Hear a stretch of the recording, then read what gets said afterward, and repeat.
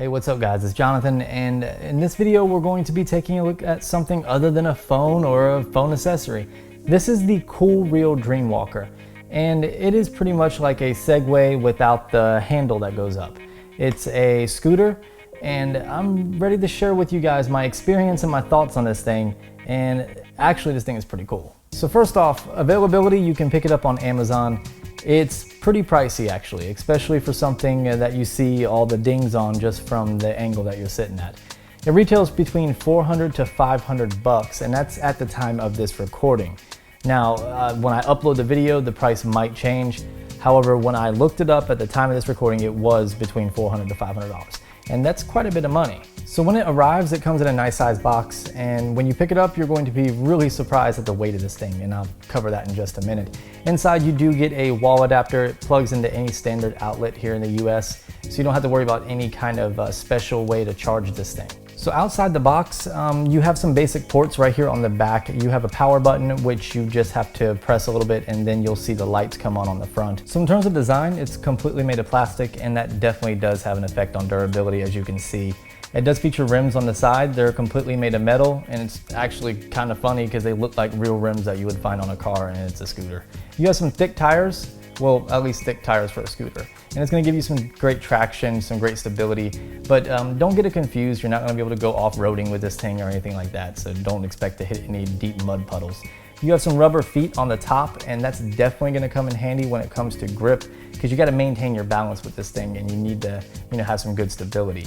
You have some LED lights on the front. Like I said, they are indicators, but they're also pressure sensitive. So when you're using this thing, whether you push too much pressure on the left or the right, it almost acts like a blinker, and I'll demonstrate that later on in the video.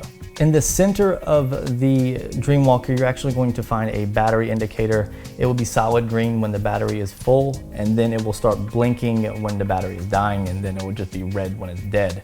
And then you have a balance indicator next to that to let you know that it's functioning properly and that you're level. So in terms of what's powering this thing, you're looking at a 110 watt-hour battery. And battery life on this has actually been pretty stellar. It takes about an hour to charge from 0 to 100, so it's nothing just to top this thing off. And you can expect about 5 hours of use out of it. And to me, it exceeded my expectations. I didn't use it continuous, and I was able to use it for about 2 to 3 days. So when it comes to portability, most of the time you're gonna be riding it, but what happens when you ride it too far and you forgot to charge it the night before and it dies? Well, it weighs 26 pounds, so carrying this thing a long distance is going to be quite tiresome. My wife carried it just a short distance, and it kind of wore her out. You could actually curl this thing as a weight, it weighs so much. But so I would definitely suggest bringing a backpack with you and bringing a charger just in case it does die. You can stop at maybe a local store or a friend's house or whatever and charge it up, and that way you have enough juice to get home. So when it comes to using it, this thing is a lot of fun. You definitely got to have some type of balance, in your system. You're using a lot of proprioception. That's a therapy term meaning to know where an extremity is at an exact moment in time. So you know how much pressure you're putting on your feet. You know where your feet are. And the hardest part is actually getting on. You need to step on it without putting too much weight on that foot, and then almost instantaneously bring that other foot on, and then just stabilize yourself from there. I would say the second hardest part of this entire thing is getting off. Getting off is almost the same way as getting on. You don't want to just jump off because you will fall. You want to take one foot off at a time, but it's almost instantaneous. So you take that one foot off, and before it almost hits the ground, you take the other foot off. Again, without jumping or doing any sudden moves, because it's pretty sensitive. Another term we use in therapy all the time is weight shifting, and that's what this is all about. You need to be able to keep your weight proportional. In other words, if you put too much weight on the left side, you're gonna turn right. If you put too much weight on the right side, you're gonna turn left. So you gotta find that steady balance and just proportional weight. Speaking of turning, it actually has a 0-degree turning radius, so you can do a complete circle without having to, just go out and do like a U-turn or anything like that. You can just stop and turn in the opposite direction. So the main thing with this while you're using it is just to stay relaxed. If you get too tense, then you might lean too far on one side and then keep turning, or you might go too far forward and then you'll actually go fast, because that's how you go. By moving your feet forward, or leaning your feet forward, going into plantar flexion, a therapy term for you, you would actually go straight. And the more you lean in that direction with your feet, the faster you'll go. By using your heels to go in a backwards direction, you'll go backwards. And to stop, you just find that steady surface. And it actually goes up to 5 miles an hour, and considering you have nothing covering you, and if you don't use a helmet or any elbow pads, which of course none of us will, it can get kind of scary. You want to be careful of any obstructions in the road or any environmental hazards. I mean, it's doable with potholes. You just kind of got to steer around them.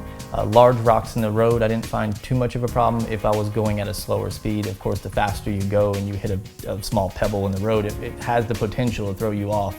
And of course, if you don't have any protective gear on, you could get hurt. Our experience has been, just a casual experience. We're not, skaters or surfers or anything like that. So we just took it for rides around the block and we walked the dog with it. As far as the learning curve, it took me roughly between 45 minutes to an hour of continuous use to, learn the whole stability of this thing and just get in it and learn it well. My wife, it took a little bit longer, but she didn't have continuous use with it. It was like 15 minutes here, 15 minutes there. It was hard to get it away from me. We actually walked the dog with it, and it was genius. Our dog is small though. I definitely wouldn't recommend walking a large dog with it. So when we were riding around town with it, going around the block and just going for small rides, people definitely look at you kind of strange because you don't really look like you're riding a bike, or even if it's a scooter, you just look like you're gliding on a piece of plastic with wheels. But going back to that $500 price tag, for the amount of fun that comes out of this thing, it's priceless. But the hurting that your wallet is going to have when you buy this thing, no, it's not worth $500. I mean, the time that you can have with it though is priceless. When you can have your kids out there and then the parents come out there and bust their ass and make a goober of themselves, or being able to look like idiots riding around the neighborhood with these, all that you can't put a price on. But me personally, not 500, but I could see 300 for it. If you guys like this video, go ahead and drop me a thumbs up. Subscribe if you're not already subscribed. Make sure you follow me on all my social media connections. And if you have any questions about this little gizmo gadget right here, hit me up and I'll make sure I get back to you in a decent amount of time. If it's social media, I'll get back to you almost instantaneously. And make sure you guys stay tuned for my future content. I'll catch you guys in the next video. Peace. I feel like I keep getting diarrhea of the mouth. I don't even